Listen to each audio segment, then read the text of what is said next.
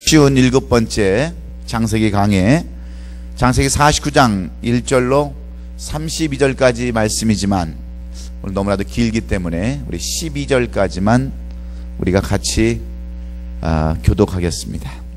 49장 1절부터 12절까지만 우리 같이 말씀 같이 살펴보겠습니다. 1절 말씀 제가 먼저 봉독합니다. 야곱이 그 아들들을 불러 이르되 너희는 모이라. 너희가 후일에 당할 일을 내가 너희에게 이르리라. 너희는 모여 들으라.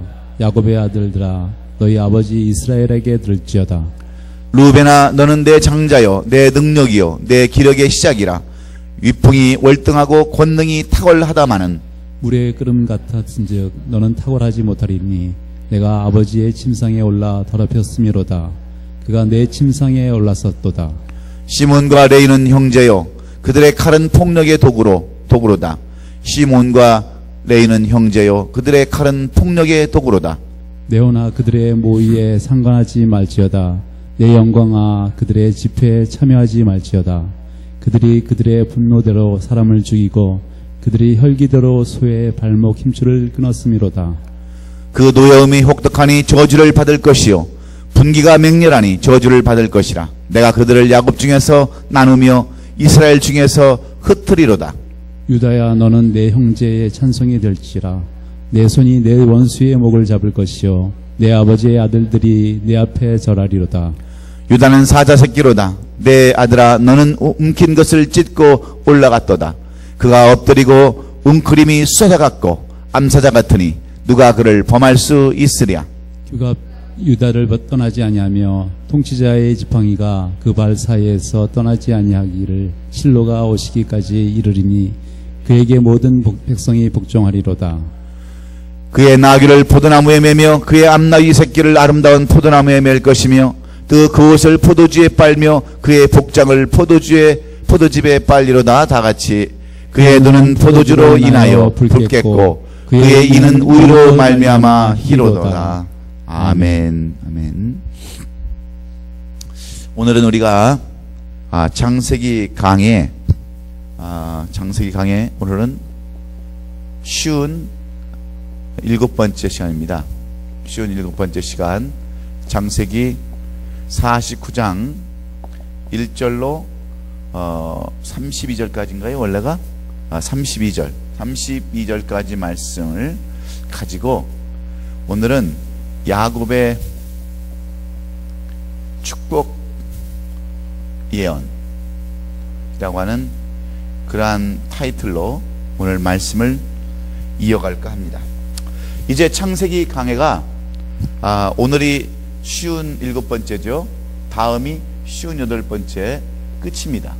그러면 창세기 50장이 다 마무리가 되는데, 여러분 항상 끝에는 이 성경이 끝으로 갈수록 뭐가 나와요? 결론이 나오지 않습니까? 클라이막스, 이 결론이 나오는데 오늘 벌써 이 57장에 가서 이 야곱은 오늘 이 창세기 전체 50장에 걸쳐서 지금 이 결론을 말씀해 주기를 원하고 있습니다.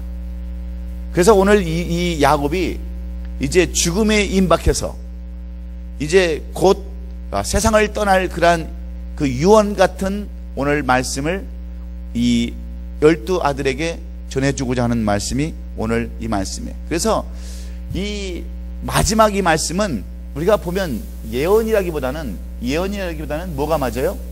유언이 맞습니다. 유언이 맞아요. 유언과 예언은 여러분 다릅니다. 유언은 뭐예요? 네? 죽을 때 마지막으로 남기는 말이에요. 예언은요, 앞으로 될 일을 말하는 것이 예언입니다. 그렇죠?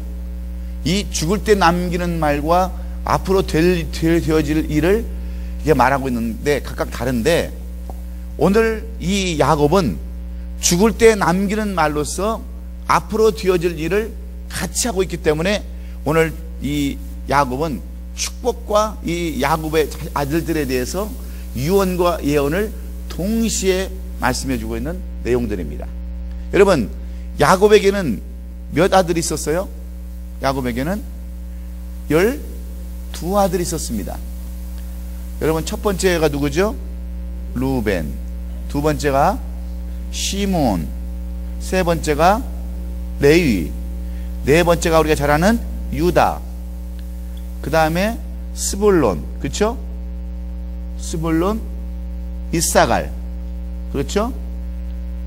그 다음에 단, 갓. 그 다음에 누가 있죠? 아셀. 아셀이죠? 아셀, 납달리. 그 다음에 요셉. 그렇죠? 그 다음에 베냐민. 이게 순서예요. 그러니까 루벤이 첫째 아들이죠. 시므이 둘째 아들. 세 번이 레위. 네 번째가 유다. 다섯 번째가 스불론. 여섯 번째가 이사갈. 단이 일곱 번째. 갓이 여덟 번째 아들. 아셀이 아홉 번째. 열 번째가 납달리. 11번째 아들이 요셉. 베냐민이 12번째 아들. 맞아요? 뭘 알아야 대답을 하시지. 맞아요? 안 맞아요? 그냥 그렇게 알고 따라오세요. 이게 이 야곱의 12아들들이에요. 그러면 이 야곱의 12아들들이 전부 다 12지파가 되었습니까? 지파는 다르죠.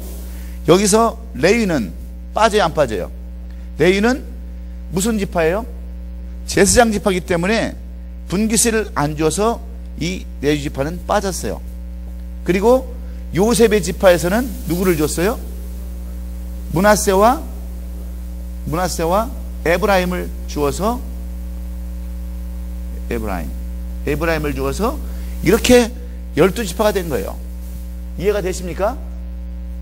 이 12지파 아들에게 주는 말씀이 아니라 오늘은 12아들에게 이 야곱이 마지막으로 유언해 주는 말씀이 오늘 49장에 나와 있는 그런 말이에요.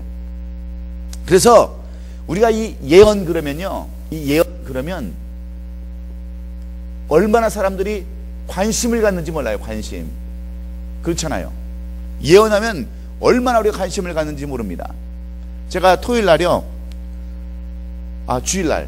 주일날 이 미스바 대성이라고 하는 그 제1회 남가주 기독교 교회협의 대성이 그 미스바 대성이 하는 그 집회를 갔다 왔어요.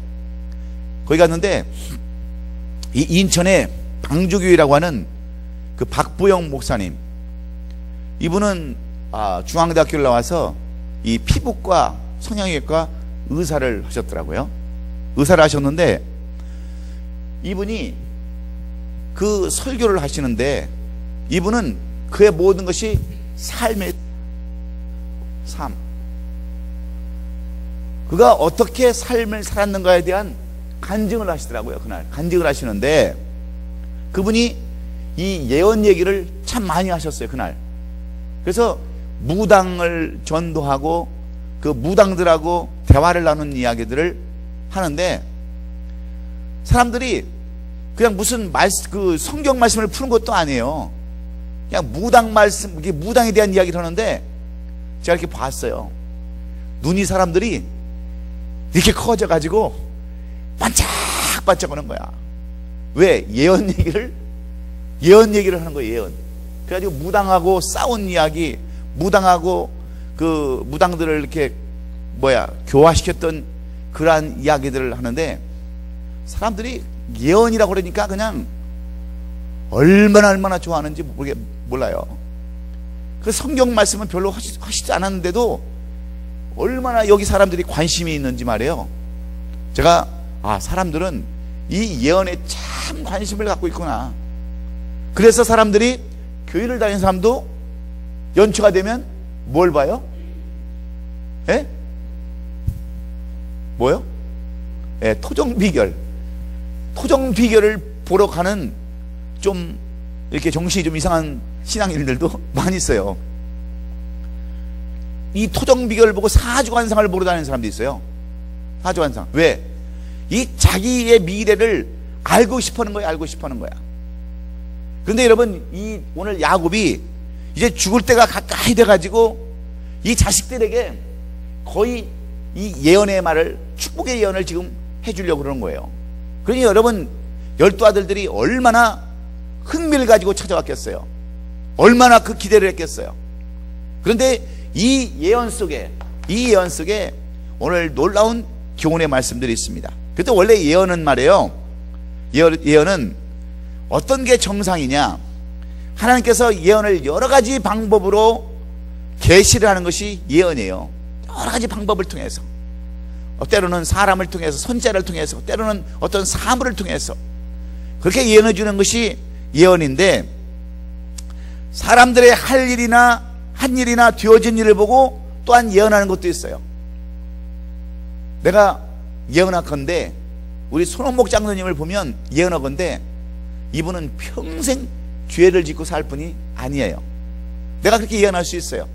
왜냐하면 그 삶을 보거나 그의 한 일을 이렇게 보면은 예언이 되어질 수 있어요. 물론 예언이 빗나가는 경우도 많이 있지만 한 일이나 또 어떤 되어질 일을 보고 예언할 수가 있단 말이에요. 그 또 한 가지는 사건과 정황과 성격을 보고 예언하는 경우가 있습니다. 예를 들어서 뭐 하늘에 구름이 잔뜩 꼈다. 그럼 예언을 해요. 뭐가 온다고? 비가 온다고 예언할 수 있는 거예요. 그리고 뭐 꽃이 폈으니까 열매가 맺힐 것이다 하는 예언도 할 수가 있어요.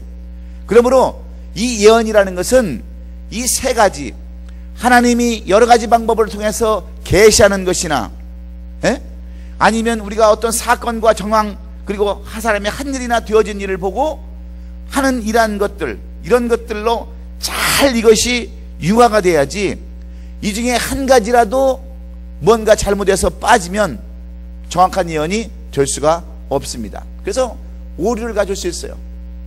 엄청난 과오를 가질 수가 있습니다. 마찬가지로 우리가 예언을 풀 때도 마찬가지예요.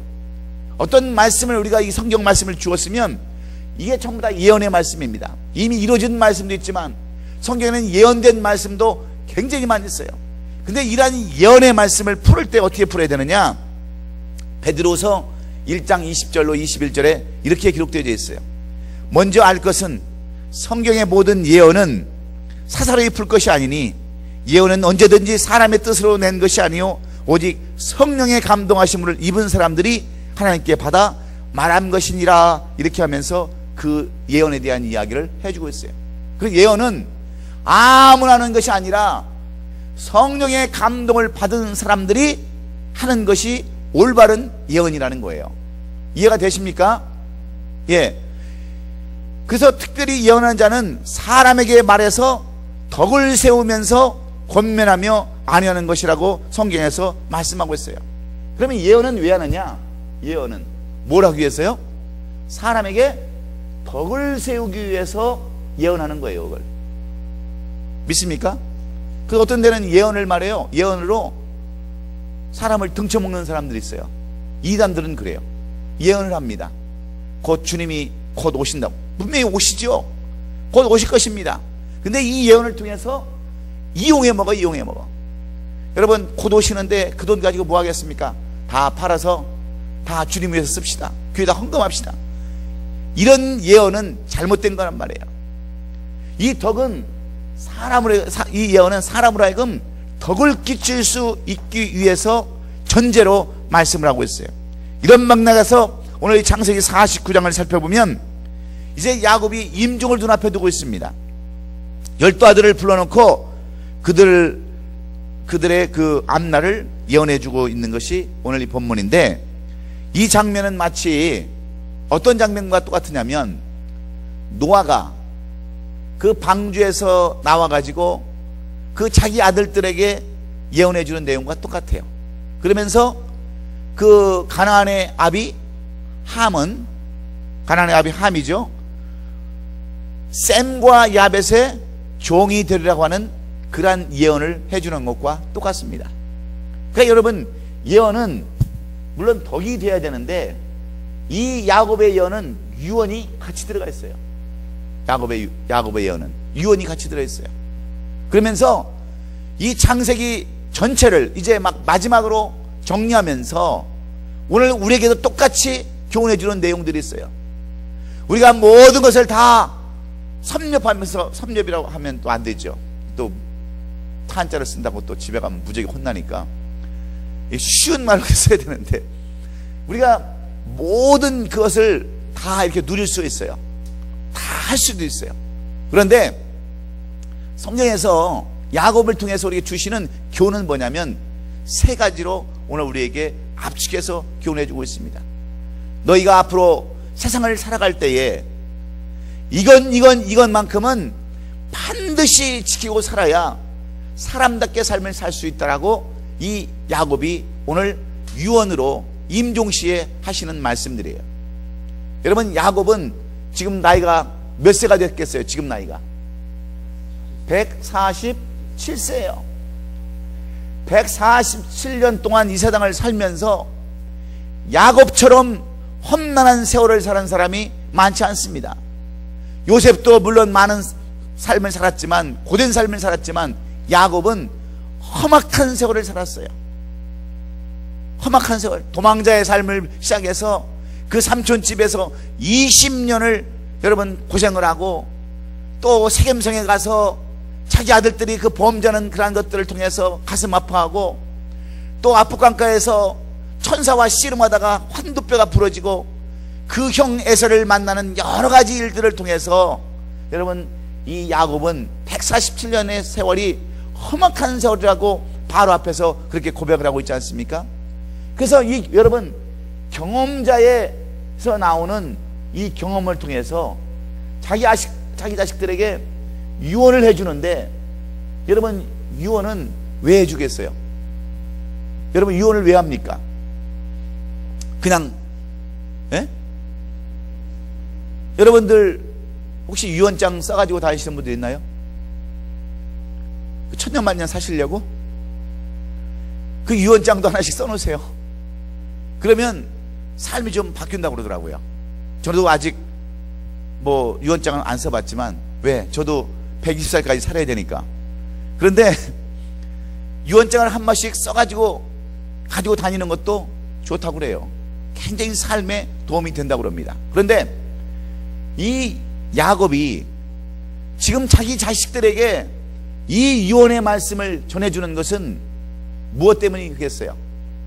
자식들을 잘 되라고 해주겠어요? 아니면 못 되라고 해주겠어요? 잘 되라고, 자기가 평생 이루지 못한 것을 자식들은 이루고 살라고 신신당부하면서 마지막 죽어가는 숨을 헐떡헐떡거리면서 지금 마지막 그 자기 자식들에게 그 유언을 당부하고 있는 거예요. 그러니까 이 유언이라고 하는 것은 굉장히 의미심장한 겁니다. 중요한 거예요. 의미가 있는 거예요. 여러분들 다른 것은 다 잊어버려도 자기 부모가 자기 자식들에게 유언한 말은 잊혀질 수가 없는 거예요. 그래서 이 추모할 때 보면 말이에요, 유언하고 돌아가신 분들을 보면 우리 아버지가 이렇게 하라고 그랬다고, 우리 어머니가 이렇게 했다고, 그것만큼은 내가 반드시 지킨다고 하는 사람들이 많이 있지 않습니까? 그래서 여러분, 좋은 아버지는 자식들에게 좋은 것을 교훈해 주는 거예요. 자식들에게. 그래서 이 49장은 이 야곱이 자식 12에게 평생 잊지 못할, 아주 평생 가지고 살아야 할 귀한 말씀을 오늘 마지막으로 이렇게 전해주고 있는 것입니다. 많은 사람들 12명의 이 자식들에게 각각 다른 교훈의 말씀을 주셨지만, 유언의 말씀을 주었지만, 그 유언의 말씀은요 딱 3가지로 우리가 구분해 볼 수 있어요. 그래서 그 3가지가 뭐냐는 것을 우리가 지금 배우기를 원하는 겁니다. 여러분, 저는 오늘 이 저녁 말씀을 통해서 여러분의 삶이 이 야곱이 얘기한 그런 것처럼 축복의 여러분 삶이 될 수 있기를 저는 간절히 바라요. 이 야곱이 예언해줬던 유언해줬던 그 말씀이 여러분의 삶 가운데 적용되기를 원해서 여러분이 저주의 삶을 살지 않냐고 축복의 삶을 살기를 저는 간절히 원합니다. 그래서 오늘 우리가 이 말씀을 살펴보기를 원하는데, 이제 야곱은 자신의 죽음을 눈앞에 두고 그의 자식들을 이제 하나씩 불러놓고 한 사람씩 이렇게 축복을 합니다. 우리가 이 예언을 이게 읽어보면 좀 의아스러워요. 과연 이 말씀이 축복인가? 이게 저주지 이게 무슨 축복인가 하는 그런 내용들이 많이 있어요. 그런데 너무나 실제적이고 분명한 유언을 이 야곱은 이 자식들에게 지금 하고 있습니다. 여러분, 유언을 왜 한다고 그랬어요? 아버지가 하지 못한 일이나 자녀들에게 너무 필요해서 이 유언을 하고 있는 거예요. 이런 잘잘못을 따지려는 것이 아니라 올바르게 그들로 하여금 살게 하려고, 축복받으며 살게 하려고 마지막 기력이 남아있는 때까지 이렇게 전하고자 하는 말이 오늘 이 말입니다. 그래서 야곱은 하나님의 감동으로 유언과 축복의 예언을 하면서 하나님의 뜻을 전하는 것을 우리가 볼 수 있어요. 1절에 우리 한번 다 같이 읽습니다. 1절 야곱이 그 아들들을 불러 이르되 너희는 모이라. 너희가 후일에 당할 일을 내가 너희에게 이르니라. 이게 바로 유언이라는 거예요. 이 말씀은 야곱 자신이 스스로 말하는 말이 아니라 성령의 감동으로 야곱을 통하여 나타내시고자 하시는 하나님의 뜻이라고 보아야 옳을 겁니다. 이 말씀은 곧 오늘 이스라엘 살아가는 우리 성도들에게 마찬가지 교훈해 주기를 원하는 말씀이에요. 그래서 나그네 세월 147년을 살면서 체험하고 느껴왔던 그러한 일들을 뒤돌아보면서 이렇게 살아야 한다, 이렇게 살면 안 된다 하는 교훈들을 이제 그의 사랑하는 12아들 통해서 이 이야기를 지금 전해주기를 원하는 거예요. 그러면 야곱은 그 아들들을 불러놓고 예언하려는 하나님의 뜻이 무엇인가, 무엇을 교훈해 주려 그토록 이렇게 애쓰는 것일까? 여러분, 지금 야곱은요 병들어서 지금 죽어가는 편이에요. 야곱은 지금 죽은 이제 점점 임종에 가까운 때입니다. 그러나 자식들에게는 세상 그 무엇과도 바꿀 수 없는 귀중한 말씀과 규례의 명령을 전달하려고 애쓰는 그 이유를 알아야 우리가 야곱의 그 위대한 신앙을 우리가 다시 한번 확인할 수 있습니다. 여러분, 좋은 아버지 밑에서 좋은 아들이 나와요. 좋은 부모 밑에서 좋은 자식이 나옵니다. 그래서 좋은 아버지는요 자식들에게 돈을 남겨주는 게 아니에요. 돈을 물려주는 게 아니에요. 좋은 아버지, 좋은 부모는 여러분 자식들에게 명예를 물려주는 게 아니에요. 자식들에게 꼭 지식을 물려주는 게 아니에요. 좋은 부모는요 자식에게 뭘 남겨주겠어요? 예? 영적인 것을 남겨줘야 돼요. 영적인 거. 물질이나 그런 것들, 세상적인 것을 남겨주는 것이 아니라 영적인 것을 남겨줘야 되는데, 그게 바로 하나님이에요. 하나님. 이 하나님을 남겨줘야 돼요. 자식에게 물려줘야 돼요. 왜? 인간의 힘으로는, 이 피조물의 힘으로는 아무것도 할 수 없기 때문에 하나님을 남겨주는 부모가 가장 여러분 좋은 부모요. 그런 사람들이 정말 하나님 앞에서 쓰임받는 그런 사람들입니다. 현명한 부부예요. 그래서 요한 3서 1장 21절 우리가 잘 아는 그 내용이 있잖아요. 사랑하는 자여, 내 영혼이 잘된 것 같이 내가 범사가 잘되고 강건하기를 내가 간구하노라. 이 영적인 것이 잘 돼야지. 사람들은 항상 육적인 것을 먼저 찾아요. 그래서 막 애들한테도 막 의대 가야 된다, 법대 가야 된다. 그래가지고 보면 오늘도 신문에 보면은요 그냥 애들 유학 보내가지고 치과 의사가 애들 또 기러기로 보내놓고 그것을 감당하기 너무 힘드니까, 너무 외로워서 연탄불을 펴놓고, 요즘 번개탄이 이렇게 번개탄이라는 게 있다면서요. 그냥 번개탄을 펴놓고 그냥 가시는 거야. 그냥 너무 외롭고 힘드니까. 여러분, 치과 의사면 먹고 살만 할 텐데 뭘 그렇게 연탄불 펴놓고 여러분 죽기까지 하겠어요? 무엇이 우선인가를 그들이 모르기 때문에 그렇습니다. 우선순위가 뭔지를 모르는데 먼저 영혼이 잘 되어서 범사가 잘 되고 강건하기를 원하는 부모가 현명한 부모라는 것을 우리가 깨달아야 합니다. 그래서 여러분, 아브라함 링컨 대통령, 16대 대통령은 그의 어머니가 그렇게 가난했지만, 오두막집에 살았지만 남겨준 것이 뭐라고 그랬어요? 다 떨어진 성경 한 권, 너는 다른 것 의지하지 말고 절대로 이 성경만 의지하고 살아라고 남겨준 그 성경 때문에 여러분, 링컨 대통령이 그렇게 가난을 무릅쓰고 시련을 무릅쓰고 결국 미국의 16대 대통령, 17대 대통령까지 그렇게 했다라고 하는 내용들이 많이 전해져 내리고 있지 않습니까? 그게 중요한 거예요. 이 좋은 부모, 현명한 부모는 자녀들에게 영적인 것을 남겨줘야 됩니다. 영적인 것을. 그러면 이 야곱은 12아들을 통해서 하나님께 쓰임받고 축원의 비결의 예언을 어떻게 말씀하고 있습니까? 오늘 이 궁극적인 창세기 전체 50장에 가까운 49장에 대한 내용은 무엇일까요? 첫째는 말이에요, 영적인 권위에 도전하지 말고 살라고 이 야곱은 자식들에게 부탁하고 있습니다. 첫째가 뭐냐면 영적인 권위에 도전하지 마라. 따라서 한번 하십시다. 영적인 권위에 도전하지 말아라. 하나님은 어떤 하나님이시냐면 질서의 하나님이세요.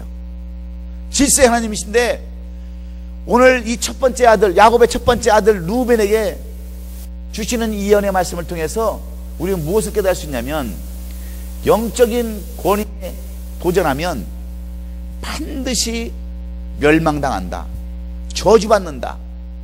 이게 오늘 야곱이 이 아들들을 모아놓고 유언하는 첫 번째 유언입니다. 왜 그런지 아십니까? 루벤은 육적인 장자예요. 그렇죠? 이 야곱의 모든 기업을 이어받을 아들이 루벤이었어요. 그렇지 않습니까?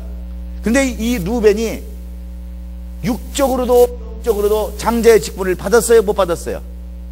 못 받았습니다. 마치 에사와 같이 장자는 장자인데 여러분 기업을 이어받지 못했어요. 왜 그런 줄 아십니까? 이 루벤은 영적인 권위에 도전을 했어요. 왜 여러분 이 말이 무슨 말인지 여러분 이해가 되세요? 왜 영적인 권위에 도전을 했다고 하는 줄 아세요? 그렇죠. 이 루벤은 아버지의 침상을 더럽혔어요. 야곱의 첩이었던 누구예요? 비라. 비라를 간통했어요. 강간했어요. 야곱의 첩. 그러면 누구예요? 따지고 보면 으붓 어머니예요. 어머니.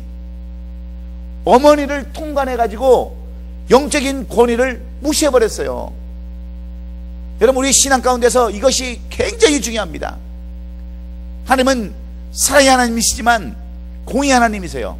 근데 특별히 이 영적인 권위, 질서를 무너뜨리는 것은 하나님이 용서하지 않는다라고 자식들에게 얘기해 주는 거예요.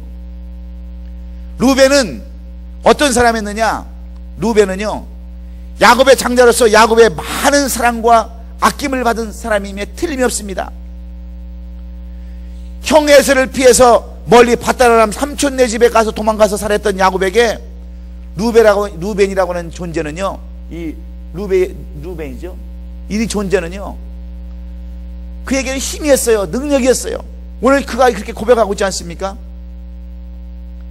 이 루벤에 대해서 좋은 이야기는 다 써놨어요. 보니까 그 내용을 우리 한번 살펴보십시다.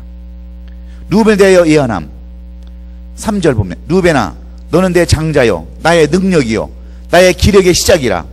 유강이 초등하고 권능이 탁월하도다마는 물이 끓는 같은즉 너는 탁월치 못하리니 내가 아비의 침상에 올라 더럽혔음이로다. 루벤은 이 야곱에게 있어서는 정말 큰 힘이 됐어요. 여러분 한번 생각해 보세요. 미국이라는 이 나라에 여러분 이민 와서 그 부부끼리 막 살고 그럴 때 아이가 하나 태어났다고 여러분 가정해 보십시다. 예? 한 식구가 늘었잖아요. 물론 먹고 살리기 위해서도 힘들겠지만 얼마나 여러분 위로가 되고 능력이 되고 힘이 되겠어요. 그렇지 않겠습니까? 그래서 큰 아들을, 첫 번째 애들을 여러분 중요시 여기는 게 그래서 그래요. 장자를 얻거나 장녀를 얻었을 때 그렇게 이쁜 것은요, 위로가 되기 때문에 그래요. 힘든 삶을 위로가 되고요. 야곱도 똑같습니다. 하란 땅으로 도망을 가서 자기 혈육이라고 아무도 없는 그런 곳에 자기 혈육을 하나 나눴으니 얼마나 여러분 너는 내 장자요, 내 능력이요, 내 힘이라고 그렇게 고백하고 있잖아요. 내 기력의 시작이라. 내가 소망을 갖는다. 너 때문에 내가 희망을 갖고 너 때문에 내가 소망을 갖는다라고 한 아들이 루벤이라는 거예요. 그 기대가 얼마나 컸겠습니까? 예? 얼마나 이 루벤에 대한 기대가 이 야곱에게는 컸겠어요. 그런데 이 루벤은 아버지의 기대를 산산조각 내버렸습니다. 왜 그런지 아세요? 아버지의 영적 권위를 도전했기 때문에 그래요. 그래도 첩이면 자기 의붓어머니인데 의붓어머니를 침상에서 더럽혔기 때문에 그렇다고 이야기를 하고 있습니다. 그래서 이 루벤은 장자의 역할을 감당하지 못하고 그 육적인 그걸 누구한테 줘요?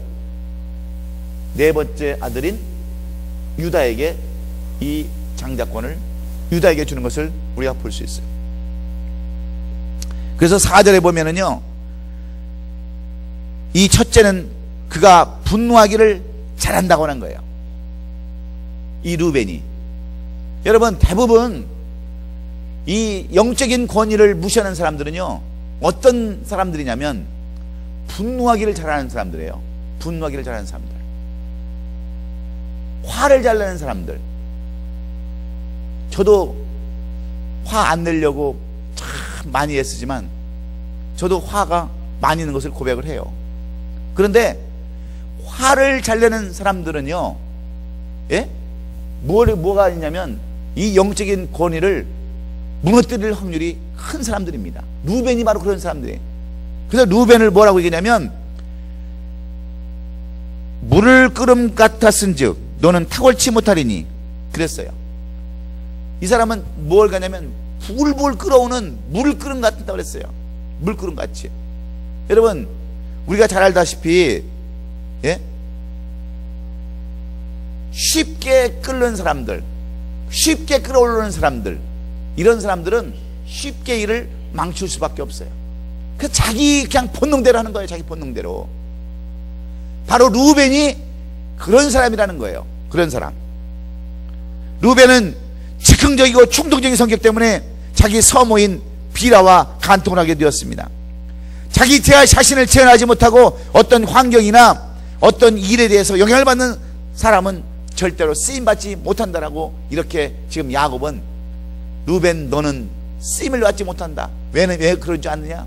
너는 즉흥적이고 화를 잘 내고 그래서 영적인 권위를 너는 무시하기 때문에 너는 쓰임을 받지 못한다라고 이렇게 예언을 하는 거예요.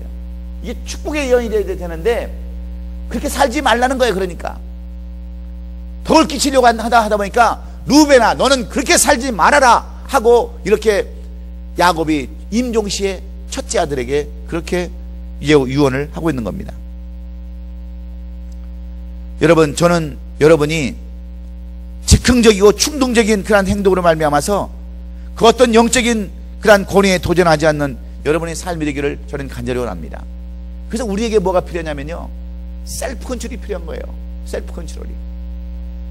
그거를 유식한 말로 하면은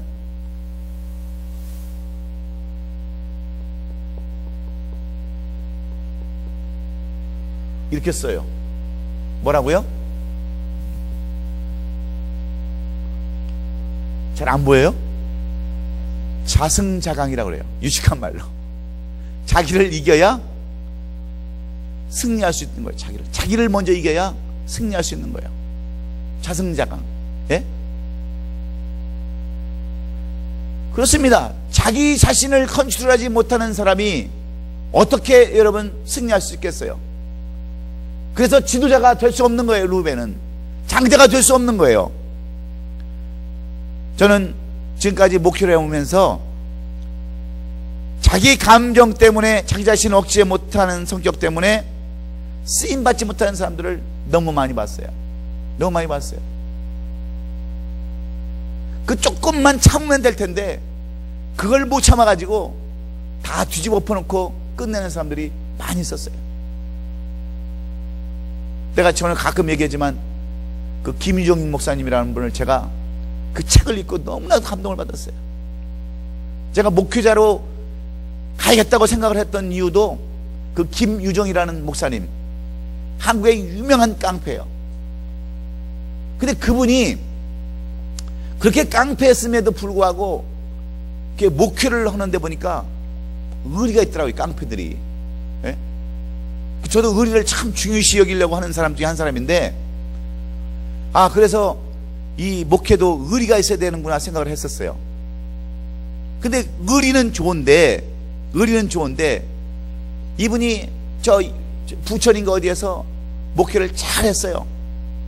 깡패 그 밑에 있는 후배들이 막 도와주고 그래가지고 교회가 잘 컸는데, 어느 날 어떤 그 밑에 있는 집사인지 장로인지는 잘 모르겠지만 다 잊어버렸지만 목사님 비유를 건드리니까 참다 못 참아가지고 옛날 조폭시대에 그 주먹을 다시 한번 날려가지고 교회가 폭삭 깨졌다고.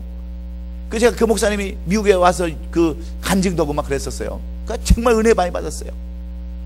이천성 목사님하고 비슷한 그런 게 있어서 제가 그 많이 심취가 됐었는데, 결국 그 자기 걸 못 이겨가지고 말이에요, 그냥 목회를 그만두고 어떻게 됐는지 몰라요. 그 뒤부터는. 왜 그렇습니까? 왜 영적으로 안 풀리니까? 육적인 것들이 여러분 풀리지 않았어요입니다. 그래서 여러분 왜 사단이 되는 줄 아세요? 사단이 피조물인 그 천사가 하나님의 권위에 도전해 가가지고 결국은 이 사단도 어떻게 돼버린 거예요. 이 사단이 돼버린 거예요. 그래서 하나님은요, 질서의 하나님이십니다. 질서의 하나님. 힘을 데리고 얻으시는 법칙이 바로 하나님이세요.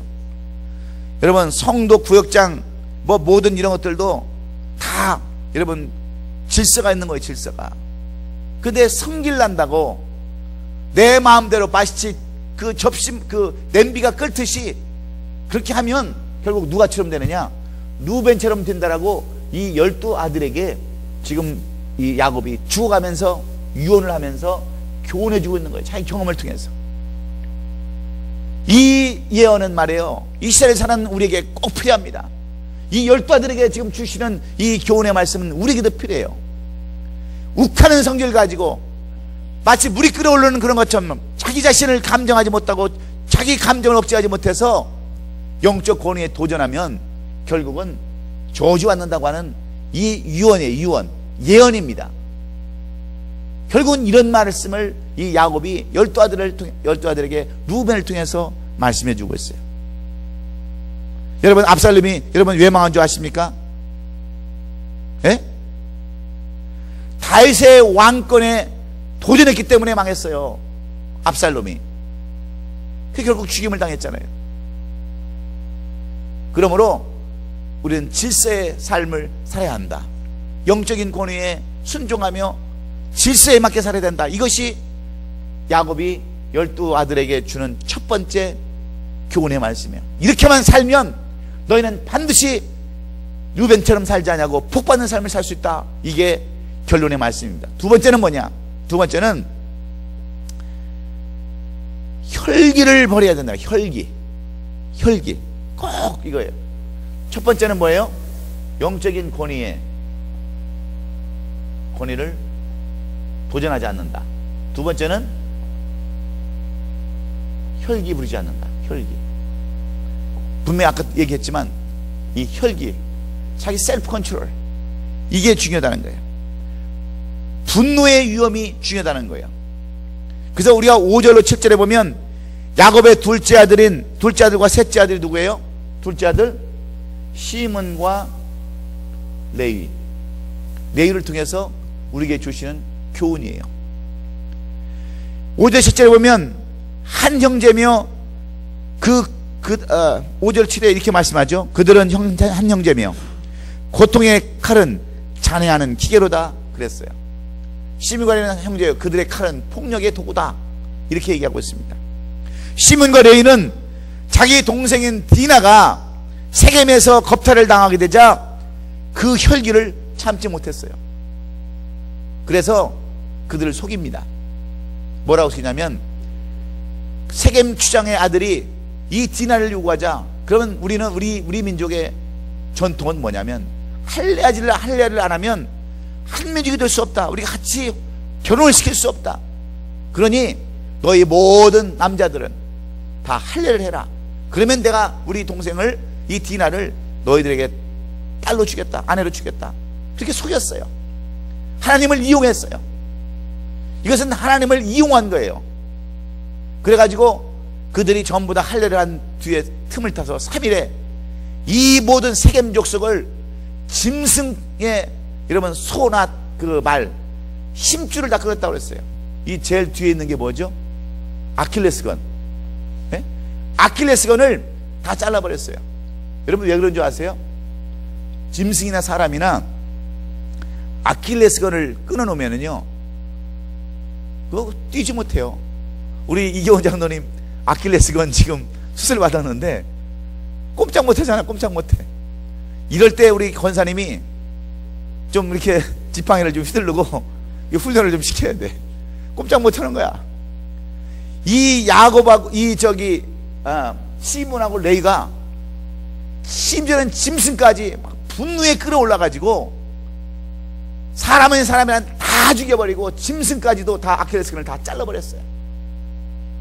그래서 시몬도 레위도요, 루벤이 장자를 못 받으면 장자는 누가 가져야 돼요? 두 번째는 시몬이 가져야 되는데 시몬도 안 됐어. 레위도 안 됐어. 누가 됐어요? 유다가 됐어요. 여러분이 왜 유다가 이렇게 됐는지를 여러분은 아셔야 돼. 왜 유다가 장자권을 이어받는지를 아셔야 돼.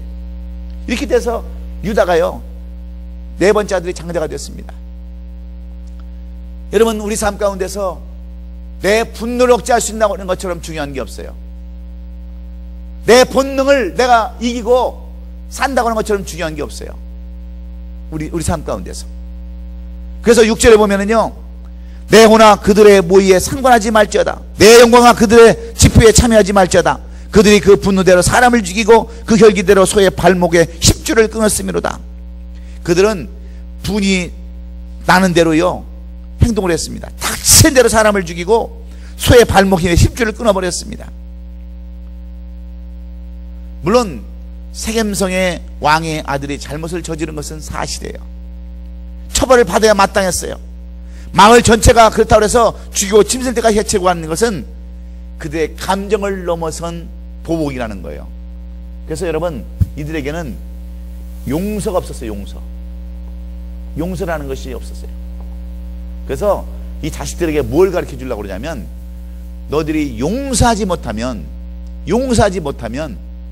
절대로 축복을 받지 못한다. 이것을 둘째 아들, 셋째 아들을 통해서 교훈해주고 있는 말씀이에요. 여러분, 성경에서는 우리에게 뭐라고 얘기합니까? 그 하루해가 지기 전에 분노를 풀라, 그렇게 얘기하고 있습니다. 분노한 채로 잠이 들으면 그 분노의 책임이 그 사람에게 있다는 것을 말해주기 위함입니다. 그래서 여러분, 혈기 부리면요 다 끝나게 돼 있어요. 혈기 부리면. 근데 아직도 혈기를 못 부린 분들이 아직도 남아 계셔. 혈기를 그냥 조금만 하면 혈기가 막 튀어나와 가지고, 여러분, 혈기는 누가 주는 거예요? 사탄이 주는 거예요. 사탄이. 우리의 마음에는 항상 두 가지의 마음이 있어요. 하나님이 주시는 법과 세상이 주는 두 가지 법이 항상 싸우고 있어요. 그러면 혈기가 튀어나오면 누구에게 치는 거예요? 사탄에게 치는 거예요. 그러니까 늘 우리가 혈기가 날 때 혈기를 컨트롤할 수 있어야 돼요. 욕이 나올 때, 아, 내가 또 지는구나, 내가 마귀의 종노릇 하는구나 하고 참아야 돼요. 근데 우리는 나오는 대로, 저도 그래요. 제가 뭐 의인이라서 이 말씀을 드리는 게 아니라, 저도 뭐 이걸 내가 다 스칠해서 드리는 것이 아니라 저도 똑같아요. 그러나 성경의 말씀은 그런 사람이 복을 받는 사람이고 그런 사람이 승리한 사람이라고 분명히 이야기하고, 이 야곱은 자기 자식들에게 이제는 더 이상 혈기 부리는 삶을 좀 살지 말아라. 내가 147년 동안 살면서 너희들 때문에 얼마나 내가 가슴 저리고 얼마나 내가 힘든 삶을 살았는 줄 아느냐. 혈기를 좀 제어하고 살아라. 자식들에게 두 번째로 부탁을 한 것을 우리가 볼 수 있어요. 결국 시몬과 레위는요, 이 혈기 때문에 아버지한테 책망을 받았어요. 저주를 받았어요. 7절에 보면 그 노염이 혹독하여 저주를 받을 것이요 분기가 맹렬하니 저주를 받을 것이라. 내가 그들을 야곱 쪽에서 나누며 이스라엘 중에서 흩트리려다 그랬어요. 지금 야곱은요, 이들에게 축복을 말씀하고 있는 게 아니에요. 두 사람은 이런 삶을 살았지만 나머지 사람이라도 이런 삶을 살지 말라고 이 두 사람을 샘플을 통해서 이렇게 교훈해 주고 있는 거예요. 그래서 우리의 삶 가운데도요, 우리가 영적인 권위에 도전하지 않는 것도 중요하지만 우리 자신을 다스리면서 용서하고 사랑할 줄 아는 그런 넉넉한 마음을 가져야 되는 것을 우리가 볼 수 있습니다. 그래서 요셉을 얼마나 여러분 칭찬하는 줄 아십니까? 여기 내용에 가보면요, 요셉은요 다 축복이야. 요셉은 희죽의 삶을 살았기 때문에. 옛날에 축복은 자손이 번성하는 것이고 그 수가 많아질수록 큰 축복의 정표였는데 그 수가 줄어들 것이라고 이야기하고 있어요. 원래 시몬 족속은요, 처음에는요 5만 있어요. 5만 명이었어요. 그런데 나중에 재어보니까 여러분 3분의 1이 다 줄어들어 버렸어요. 시몬 족속이 다른 곳에 다 떠나버림으로 한 국가를 잃은 일에 참여하지 못하는 것을 우리가 나중에 가면 볼 수 있습니다. 레위 족속은요 아예 처음부터 자기 지파의 기업을 받지 못했습니다. 그리고 다른 종족으로 다 분산되어서 떠돌아다니게 되는 것을 우리가 볼 수 있습니다. 분노는 이렇게 여러분 위험한 거예요. 증오는 이렇게 저주받는 거예요. 우리는 분을 내리지 말고 정말 살 수는 없지만 이 분이, 혈기가 내 자신을 죽이고 내가 망하는 길에 들어간다고 하는 것, 마귀가 우리를 조종한다는 것을 꼭 잊지 마시고 혈기를 내지 말고 오히려 그것을 내 자신을 컨트롤하며 셀프 컨트롤하고 사랑으로 덮을 수 있기를 주의 이름으로 축원합니다. 그 죄진 일에 투합하지 말라는 거예요. 그래서 평소 뜻이 잘 맞았던 형제 시몬과 레위처럼요, 그 잘못된 일에 또 그렇게 협력하면 안 됩니다. 의기투합해가지고. 근데 항상 그런 사람이 문제지 않습니까? 교회도요 의기투합하는 사람들이 문제예요. 좋은 일에 의기투합하면 얼마나 좋겠어요. 그런데 사람들은 좋은 일에는 의기투합 안 해요. 교회를 그냥 반쪽 내는데 의기투합을 하고, 남의 그냥 염장을 지르는데 의기투합을 하고, 그러니까 다 저주받고 망하는 거예요. 세 번째 뭐냐? 세 번째는 책임감이에요. 책임감. 세 번째는 책임감을 반드시 가져라. 이게 지금 세 번째 마지막으로 주는 말이에요. 그래서 오늘 네 번째 이 유다에 대한 이야기를 하고 있어요. 네 번째 아들.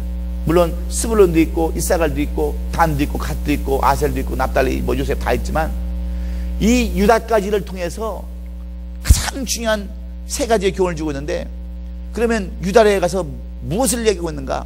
사람은 책임감이 있어야 된다는 거예요. 너희들이 축복을 받고 저주받지 않으려면 책임감을 좀 가져라. 그런 얘기가 오늘 본문에 기록되어 있습니다. 유다는 야곱의 몇째 아들이라고 그랬어요? 넷째 아들. 근데 이 넷째 아들이 왜 장자가 되었는가? 장자가 아님에도 불구하고 여러분 이 장자의 축복을 받은 사람이 유다인데, 유다는 원래 좋은 조건을 가지고 태어난 사람이 아니었어요. 유다는요 주목받기에도 어려운 넷째 아들이었어요. 제가 넷째 아들인데 사실 주목받기가 힘들어요. 그렇습니다. 저는 어렸을 적에요 식구가 많다 보니까 제 양말은 없었어요. 제 양말은 다 옷도요 제 옷은 없었어요. 그래서 이제 우리 집사람하고 연애하는데 왜 당신은 맨날 형 거만 입고 댕겨? 나한테 그러더라고. 그러니까 형들 옷은 있어도요, 제 거는 다 물려받아야 되는 거야. 아들이 위에 3명 있으니까요, 다 물려받아 입어요. 그래서 양말도 제일 아침에 일찍 일어나야 양말 신죠. 내 건 없어요.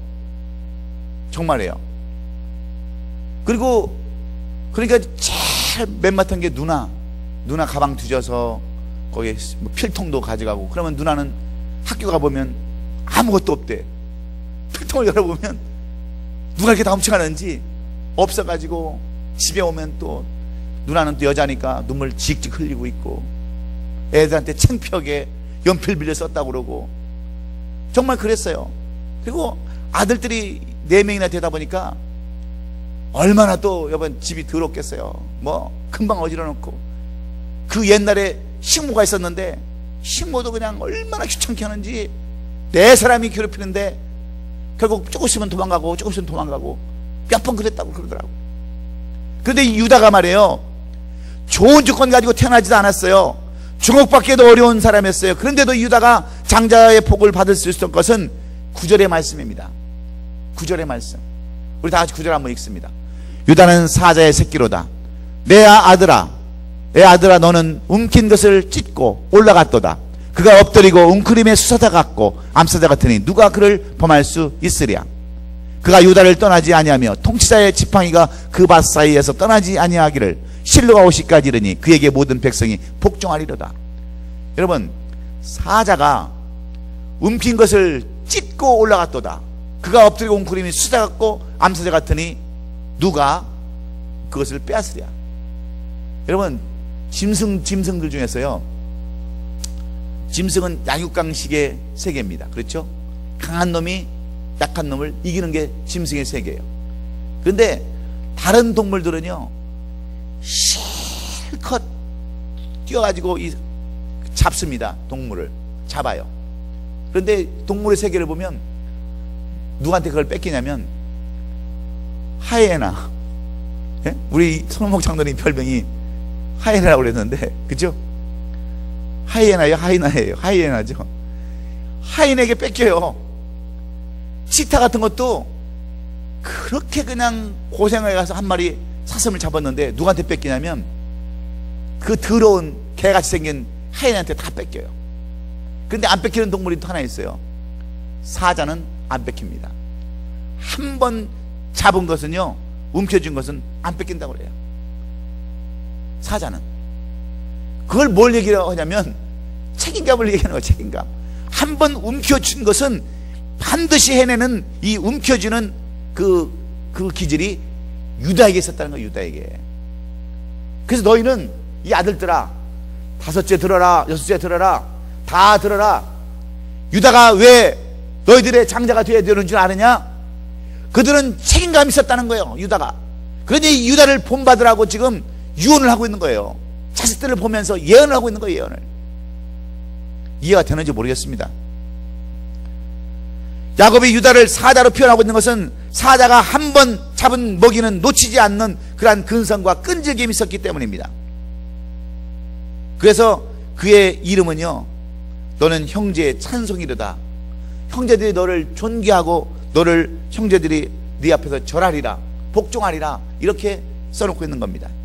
그는 비록 잘못도 많이 있어요. 그의 자부와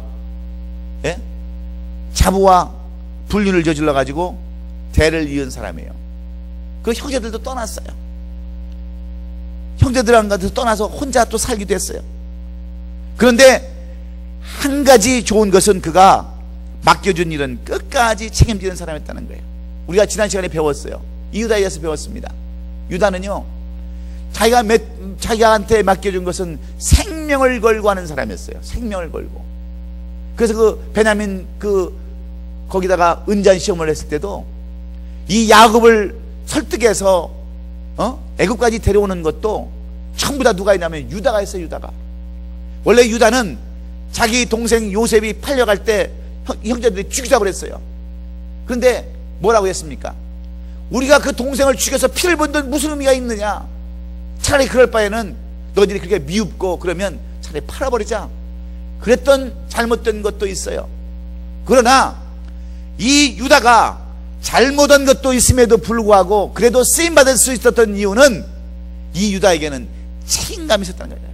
한번 맡겨준 일은 끝까지 감당하는 책임 있는 그러한 삶이라는 거예요. 그래서 이 야곱이 이 네 아들을 크게 비유를 해서 교훈을 세 가지로 주고 있습니다.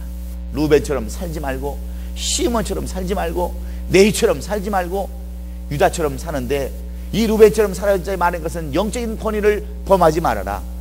이 시몬과 레이처럼 혈기를 내지 말고 살아라. 이 유다처럼 책임감 있는 삶을 살아라. 이렇게 영적인 교훈을 해주고 있는 거예요. 그러면 너희가 이런 삶을 살 것이다 라고 나머지 동생들 스불론, 이사갈, 단, 갓, 아셀, 납달리, 요셉, 베냐민에게 이렇게 쭉 얘기를 하고 있는 거예요.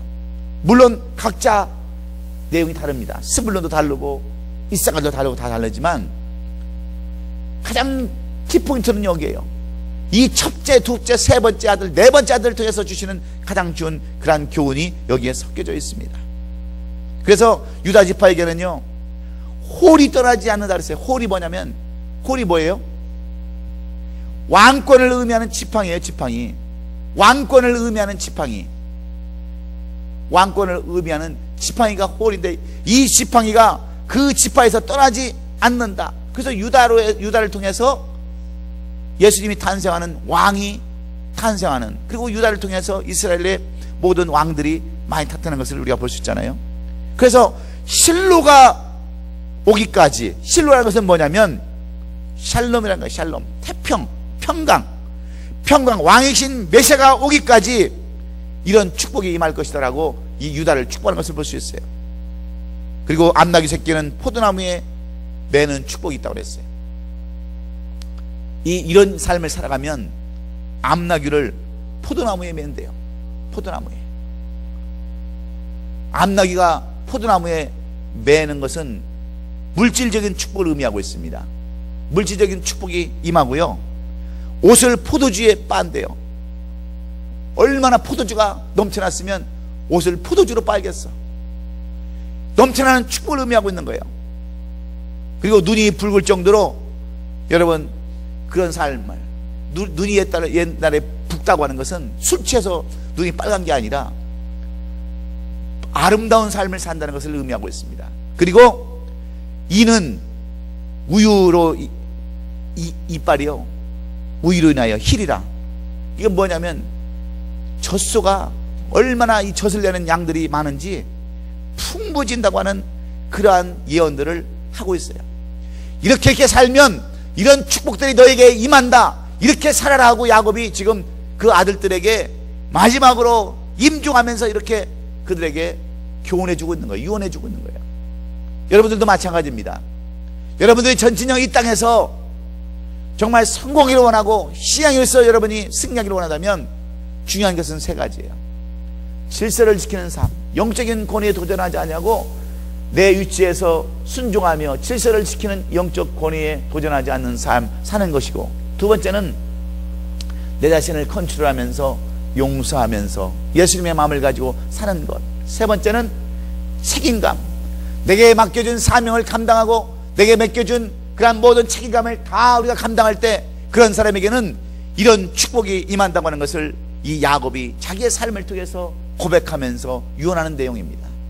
그래서 여러분들도 어떤 삶을 살아야 되냐면 이런 삶을 살아야 돼요. 따라서 한번 하시죠. 첫 번째로 영적 권위에 도전하지 않는다.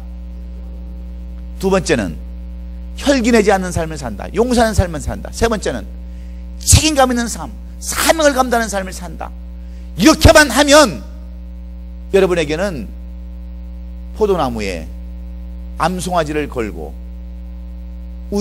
포도주로 옷을 빨고 얼마나 우유를 많이 먹었는지 이가 힐 정도로 그런 삶을 살게 해준다라고 이 야곱이 자기의 삶을 통해서 이렇게 고백하고 있습니다.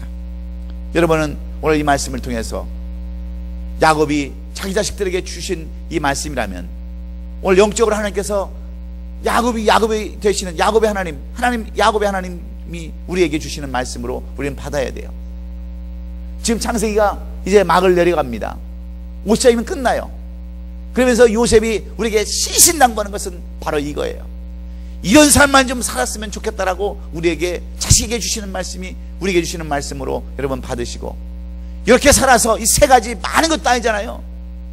이것만 철저하게 지켜서 우리도 이렇게 요셉처럼 정말 샘깨때에 심은 나무가 남의 담을 넘었다고 하는 그런 축복이 여러분의 삶 가운데도 임하시기를 주의 이름으로 축원합니다. 그렇게 사시기를 주의 이름으로 축원합니다. 기도하겠습니다.